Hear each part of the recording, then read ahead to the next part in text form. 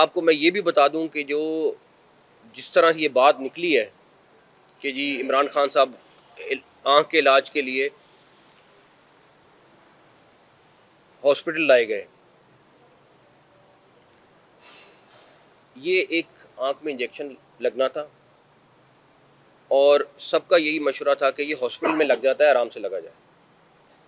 लेकिन हमने ये एडवाइस किया कि कोई जर्म्स ना हो, कोई चीज़ ना हो, सारा कुछ हो, तो हमने वो एज ए प्रीकॉशन हॉस्पिटल जाके इंजेक्शन लगवाया, वरना वो एक मामूली सी चीज़ थी, जो एक इंजेक्शन लगना था वो लग जाता।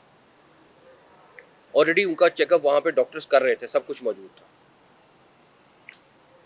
तो हमने तो ऑलरेडी, अगर नीयत में कहीं ख़राबी होती या कुछ होता, एक चीज़ मैं आपको बहुत क्लियर बता दूं कि चाहे कोई भी कैदी हो, अगर उसका इलाज की ज़रूरत है तो वो हमारा फ़र्ज़ है। लेकिन फिर ये ज़रूर कंसिडर करें कि हमारे पास कितने हज़ार कैदी हैं, क्या उनके साथ भी हम यही सलूक कर रहे हैं जो इधर हो रहा है? क्या उनको वही फैसिलिटीज़ मिली हुई हैं जो यहाँ पे मिली हुई हैं?